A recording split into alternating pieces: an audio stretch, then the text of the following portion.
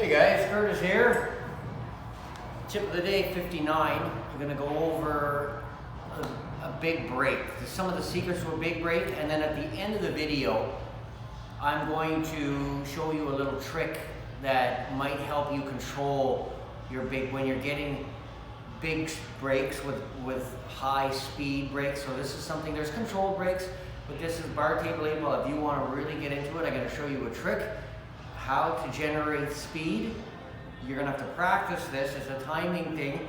There's a trick, but at the very end, there's something that I haven't seen too much information on, but this might help you. It's counter to what a lot of people say, but as a practice routine, this little trick at the end of the video might be exactly what you need to actually start controlling your cue ball more.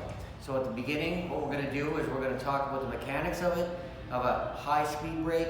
And then what we're going to do is show you a little trick to control that high speed break. So the trick, the tip of the day, the beginning, the number one part that I want you guys to remember is what you don't want to do is when you're breaking, wherever you pick your spot, whatever the case may be, what you don't want to do is most people, they come in and look, you see how my elbow, you cannot generate at maximum velocity with a straight elbow. So what we want to do is practice. Takes a lot of practice, but it's something that you guys can work on if you want to have a break that has lots of speed. So what we want to do is we want to be able to get closer. We want to have our elbow. See how it's bent? Because then we straighten it out, and then we come through. So you'll straighten it out and come through. There's more components to this, but the tip of the day is you want to be starting here, you bring it back and come through. The second part is you really want to follow through, okay? So what we're doing is we're finding a spot. We're starting here. We're coming here. And what we're doing is following right through, okay? So we got some maximum follow through. You got that timing right, and then on contact we're extending through. That is a major thing to think about. If you're going if you're like this, like most people, and you follow through with just your arm, or you follow through like this and keep this straight, you're not transferring the power. So what I want you to work on is getting this, this, and this. This is where you generate the maximum power. So that's one of the tips of the day. The second part is to control it. What you want to do, very, very important. This is similar to in basketball. There's a couple ways. Where do you want to look? You want to look at the front of the rim or the back of the rim?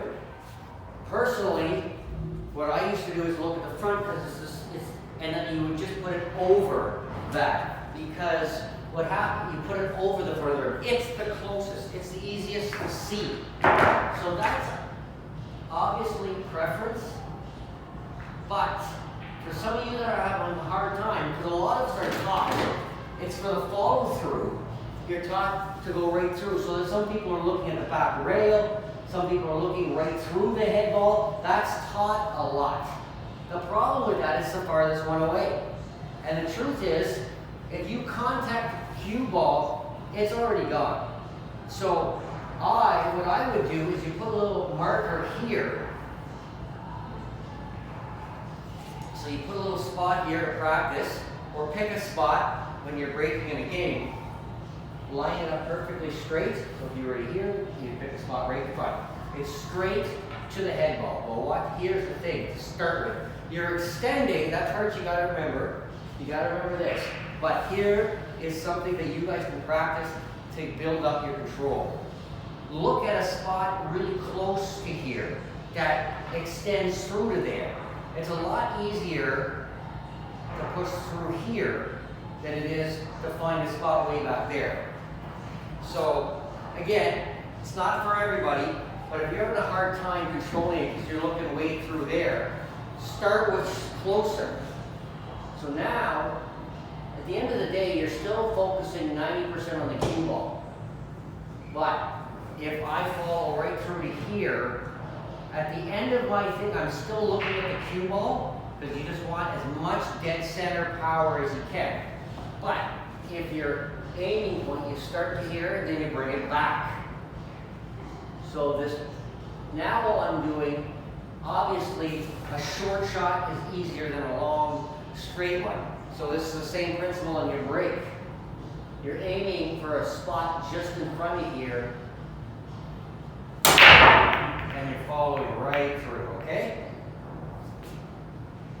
That is how you'll generate some power, but also you see how I control the cue ball a lot more there, because I was really only aiming to here instead of way over there. It's easier for my eyes to stay on the white ball if the contact point is here than if I have to raise my eyes and my head. So it's easier to stay down, follow through to here than it would be to there. So that's a great little trick for you to try. If you want to increase your accuracy, put a spot here and follow through that spot.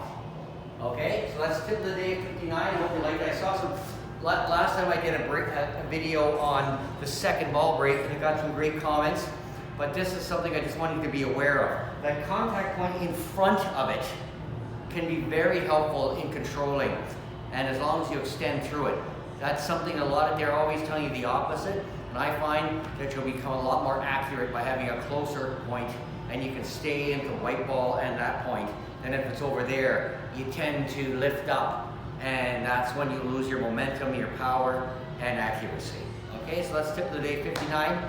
I'll be back with 60 soon.